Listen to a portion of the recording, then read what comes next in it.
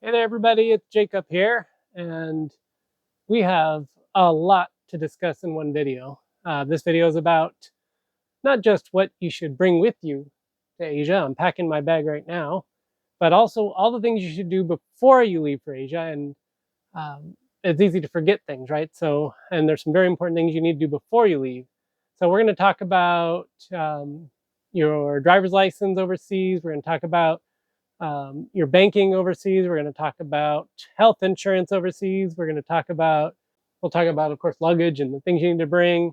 We'll talk about airfare, and we'll talk about what you don't need to bring. So, geez, we've got a long list of things to go through, and I'm going to pack all this into one video. So maybe you want to take notes because we're going to rush through it. Okay, so let's get on with it right now. Let's do it. A new place, a new home for a while. Let me feel alive. Nothing to hold me back. Take my time, just enjoy the ride. A new man passing by. Life is good, best I've ever felt. Get me up, so Okay, so no particular order. I'm going to run through everything. First one is let's talk about your driver's license overseas. Riding a motorbike in Asia is pretty much the way to get around. And if you don't want to have tickets and problems, you need an international driver's license. You also need it to be stamped for motorcycles. So in order to get this, you have to have a motorcycle license in the US. So I've gone and I've done my motorcycle class in the US and got my motorcycle license in the US. And then my regular driver's license now has a motorcycle endorsement. Now I will go before I leave, which is coming up here very quickly, and I will get my new international driver's license. It will show that I am okay to drive a motorcycle in Asia. Now, I've learned something else that's interesting. There's two types of international licenses, or two styles or eras or whatever. One is called a 1949, one is called a 1968. So this is my old one, and it's a 1949. I've heard that in Vietnam, they only accept 1968. And as far as I know, and what I'm told is that AAA can offer either one. I don't know why one versus the other. So my suggestion is ask for a 1968 so that you're covered. I'm going to go do that when I pick this up, which is a couple days before I leave. I'm in that realm right now, packing my bag, and so this will be one of my last things I do. Let's talk about health insurance, and I'm going to take you to my computer screen for this. But health insurance, I think that the company called Pacific Cross there's several of them, but I've heard of Pacific Cross the most, and that's the one that I'm going to use for health insurance while I'm traveling. Um, so when I'm on the computer doing the insurance, I will include that clip, and when I'm doing Pacific Cross, because I think that's the way to go, and that'll cover me through all the countries I'm going to be traveling in Asia, and for as long as I want to stay there, and it's super cheap, and the quality of healthcare, there is good. So okay, so we're here on my screen and we're going to look at Pacific Cross travel insurance.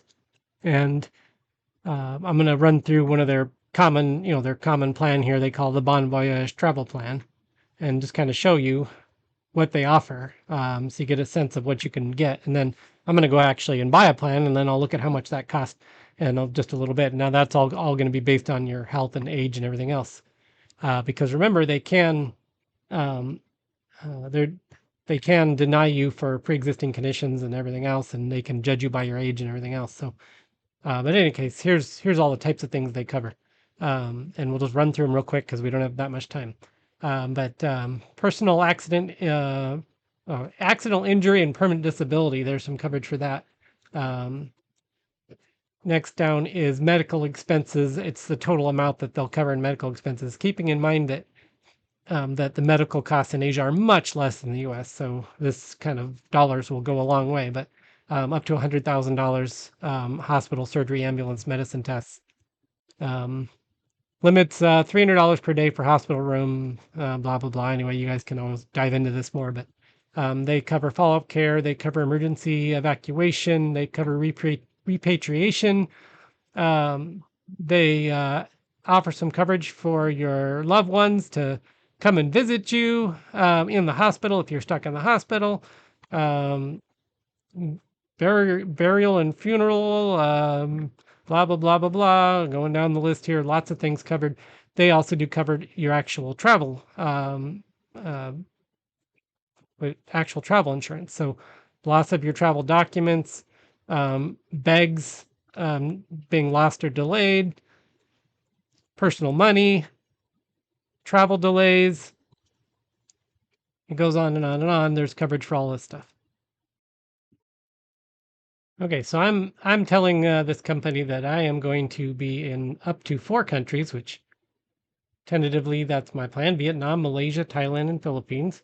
That I'm going to be gone from October 21st to February 21st, which I haven't decided how long I'm staying, but there's a good guess. So let's see how this works. Okay, so just like that, it gave me the prices. It didn't even ask how old I am. Okay, so far I put all my personal information in, and the price still shows as the same number, and it's giving me an option to pay. So I can only tell you that much. I'm just sharing with you how this goes for me, and let you guys know what you might expect if you do it. Okay, well, that was as difficult as it was. I put in my payment information. I immediately got an email with all my documents showing that I've paid and what my policy covers. So that only took me about 10 minutes to do, and only cost me $67 a month for 4 months in Asia to have complete coverage on everything. Let's talk about phone number. What are you going to do with your phone and your phone number when you're traveling overseas in Asia? Now, one thing that I have figured out is that if you have T-Mobile, which I do, your T-Mobile will work in every country you go to in Asia. And the nice thing is that T-Mobile will not cut you off if you stay in Asia for an extended period of time. I've been months and months in Asia. I've talked to people who've been years in Asia, and T-Mobile will never cut them off in Asia. Where if you normally travel with T-Mobile, they only give you 1 month in a country, right? But in Asia, it just keeps going. So T-Mobile is actually a handy way to just have your phone number in Asia and have it work. Now, the catch is they do limit you on data to just 5 gigs. So my suggestion is that before you go to Asia, if you're going to be there for any length of time, is to get a second phone and keep your US phone and have a second phone. And what I really like is the refurbished second generation phones on Amazon. You can get whatever the last generation of Samsung or Apple or whatever it is, you can get one of those phones refurbished for like a quarter or tenth of the price new, right? So my suggestion, and this I've always done it, is I just order a second Amazon refurbished phone and I bring it with me to Asia. And when I'm in Asia, I activate that phone with the local network. You can do that with an eSIM. I like Saily because it's used in the boating world, which I'm part of, right? But Saily is a good one for that. But I think you'll actually get the best value if you wait and you go not in the airport, but to like the local mall when you're in an Asian country, in Philippines or wherever.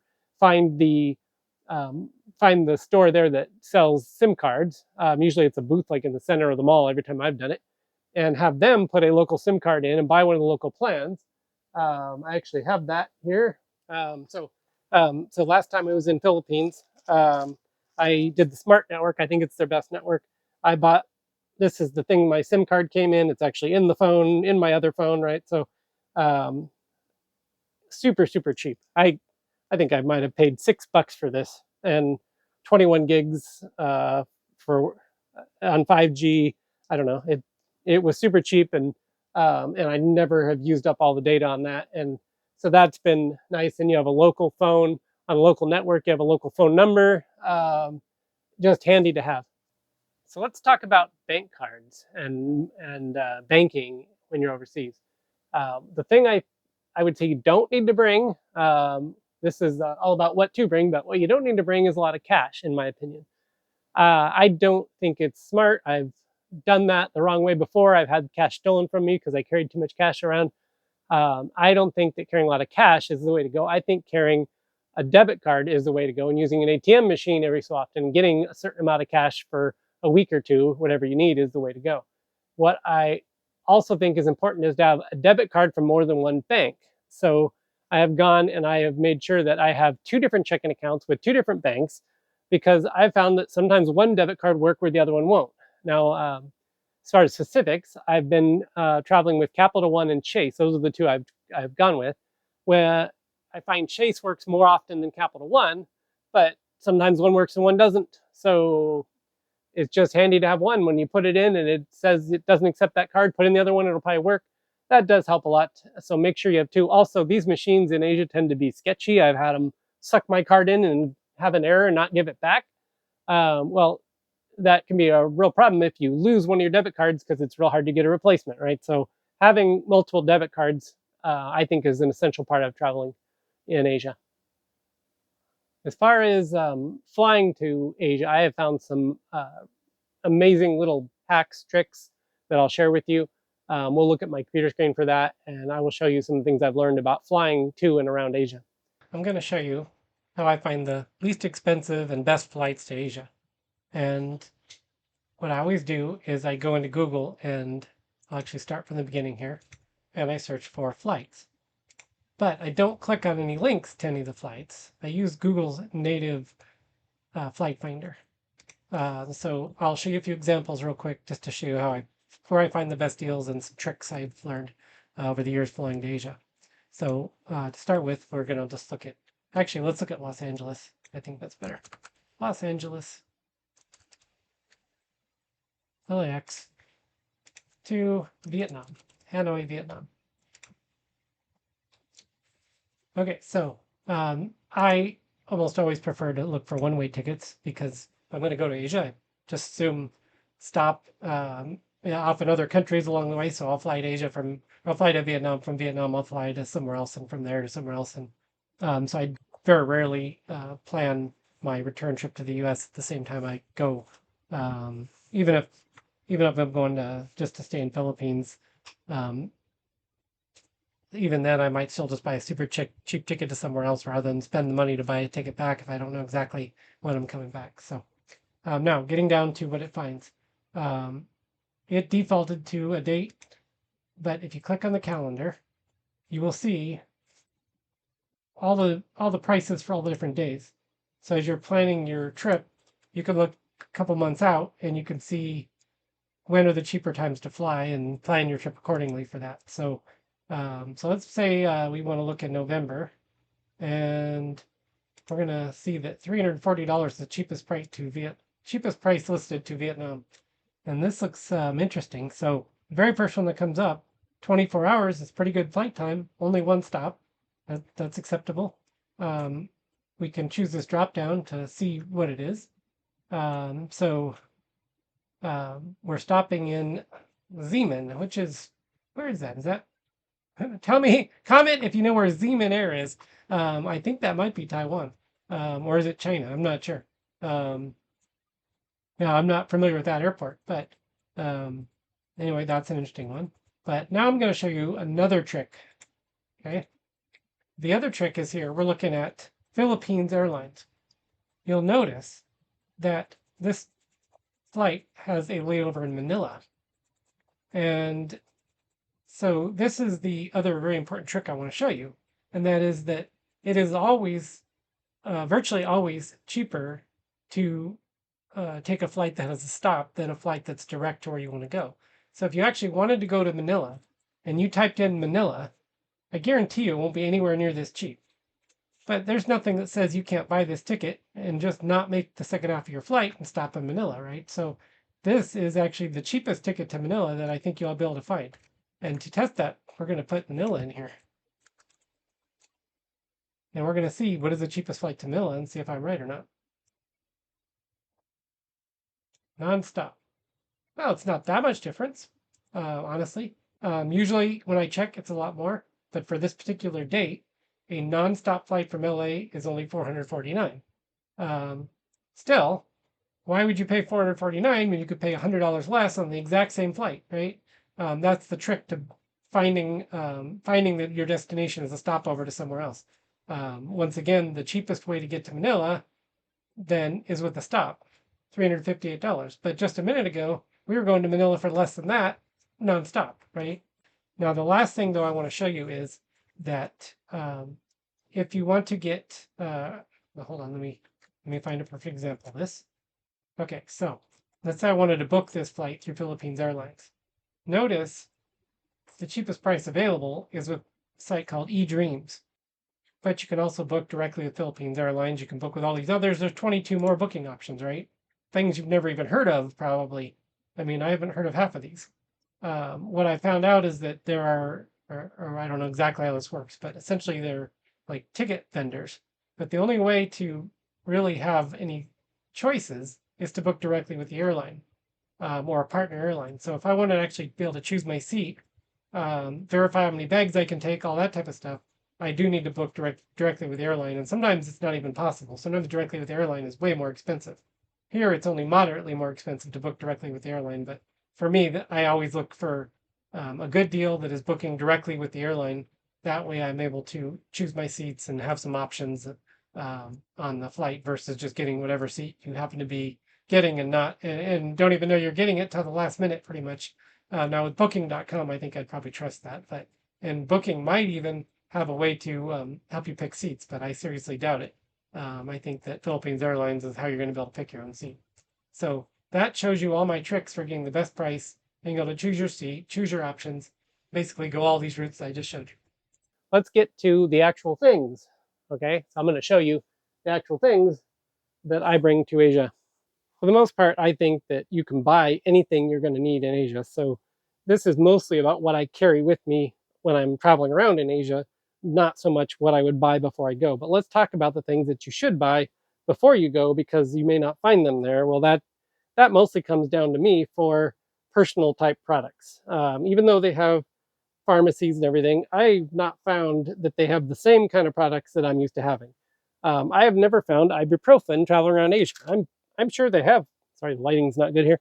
I'm sure they have ibuprofen, but maybe they call it something different. But I've had a hard time finding ibuprofen. I've also had a hard time finding over-the-counter medicines that we find common, like in the U.S., and I haven't found them in Philippines or elsewhere in Asia when I've traveled. So I'm partial to Chloraseptic for sore throats and Sudafed for colds and flus, and they have different things in Asia. I don't think they work as good. That's been my experience. So just my personal preference, right? This is mostly all personal preference. Um, I found condom selection in Asia to be very poor. So and you can buy them like one at a time, and they're expensive. So I would suggest for the men traveling to Asia to bring plenty of condoms and um, don't plan to be trying to buy them in Asia. I'm kind of partial to certain kind of dental floss, and I haven't been able to find that when I've been in Asia, so I bring my own dental floss. I'm partial to a certain kind of face soap, and I have found this kind of soap in some of the nicer pharmacies, but it tends to be pretty expensive. So I'm going to at least bring an initial bottle um, because it's actually cheaper for me to buy it here in the U.S. Same thing with the contact solution. As less people wear contacts in Asia, so the contact solution costs more in Asia than it does in the U.S. So that's why I'm bringing more contact solution. And then sunscreen. If you're partial to any certain kind of sunscreen, I found the sunscreen selection to be very limited in Asia. So all these personal things are just because I haven't found what I like in Asia, or I found it to be more expensive. So I'm gonna stock up initially as much as I can carry anyway. If I had a bigger suitcase, I might bring more of this. I last time I went to Asia, I brought like 7 of those sunscreens, and so I would bring more. But here I'm trying to travel light, so now I always thought that I used to bring a little thing that I could pour my own drip coffee, like a French press kind of a deal. And unfortunately, I've never found coffee beans in Asia. But what you find in Asia is this like freeze dried coffee. But you can get some pretty good stuff. So when I travel around, I always have a jar of coffee with me because you can always like every room has a hot water kettle, so you can make coffee in the morning without having to go out and buy it. So I'm always about trying to save money when I travel, and that's what that's for. Now, I also carry utensils, and I have this bowl that's a collapsible bowl because well, I'm partial to cereal in the morning, and that's one thing I use it for. But also, you can get all kinds of spicy noodles and soups and other things like that. If you have a bowl, you can use the hot water. You can make yourself a quick meal, and it's super cheap and it's good. So having a bowl and a spoon and a fork, real handy for taking out food and stuff. A vital tool for traveling around Asia has been a multi-tool or a pair of scissors or a knife. Always need that. I used to always carry a bottle opener, like for beer bottles, but that's built into this little multi-tool, so that's an option if I need one. Uh, Toilet paper, especially traveling Philippines. Always travel with a little toilet paper because frequently there isn't any. So that's sort of an essential thing. Again, like I said, almost everything you could buy in Asia, but these are just things I'm going to have in my bag anyway, right? So I usually carry a couple of card games. I'm partial to these Gatorade Zeros. I can't find those in Asia. Don't want to carry around bottles of Gatorade, so I will be bringing plenty of those with me. A power adapter. You don't really need that for Philippines. Your regular US plugs will fit into plugs in Philippines, but in the other countries in Asia, you may need this power adapter. So the thing I like about this new one I got is it has USBs and USB-C chargers on it. So even though I don't necessarily need it in Philippines, I can still use it as a charger in Philippines. Um, and I do recall being at one place in Philippines where I did use my converter, and I don't remember why. I wish I could remember why, but I remember using it once in Philippines, even though most of them I didn't. So anyway, it's a good thing just to have regardless, because especially if you can use it as a USB charger and it doesn't take up very much space, that's kind of nice. Okay, face mask. This is kind of a girly face mask, but it's the only one I have handy. Noise and light pollution when you're in Asia.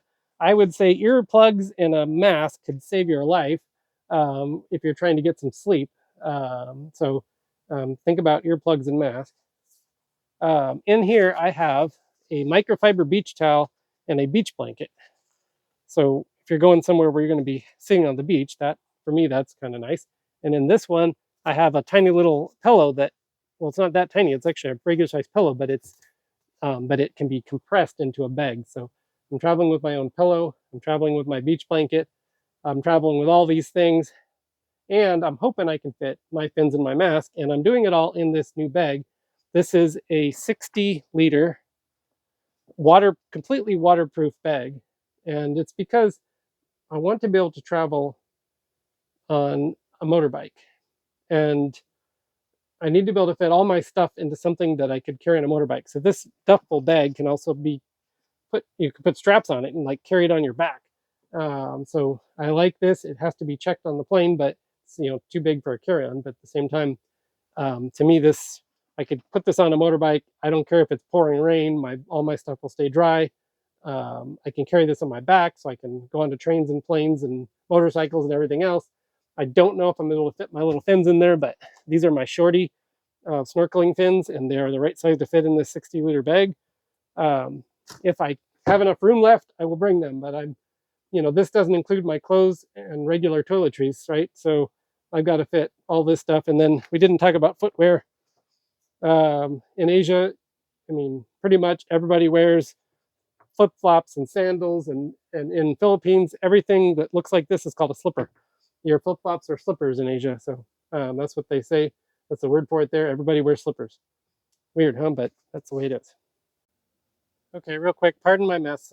Brought you here into the bedroom because I just want to show you a little trick that worked for me, and maybe it'll help you in your packing. So, because of the bag I have, it doesn't really have pockets or anything, right? But so all my clothes I'm packing into these like zip up bags, so that when I arrive to somewhere, I can have all this stuff with all that other crap I just showed you on the table, and I don't have such a mess in my bag. So every single thing I'm bringing goes into some kind of a small bag that um, that just makes it easier to pack and manage. Oh yeah, quick reminder: don't forget copies of your passport. These My printer is running out of ink or something, so this is just my reminder with these to get better copies of my passport before I'm gone. All right, so I hope y'all are hanging in there with me through all this stuff. It's a ton of things to try to remember, but I was just checking my list of my own personal list of things not to forget, and I saw in there, and it's true. I actually travel with Ziploc bags in Asia, and it's because I find them incredibly useful, especially when you're trying to keep things dry or paperwork or whatever. I mean, you'll see. I mean, even my extra money for Philippines is in a Ziploc bag, so I really like Ziploc bags. I usually carry like 10 or 12 Ziploc bags with me to Asia. I've never found a Ziploc bag for sale in Asia before. So that's one thing that I almost forgot. Anyway, I think we've now gone through all the stuff. Hopefully we didn't forget anything. If I forgot something, I'll put a little note in right now on the screen about something that I forgot that you should definitely not forget. This is the time for that. Otherwise, we're getting on a plane to Asia in the next video. So time to go.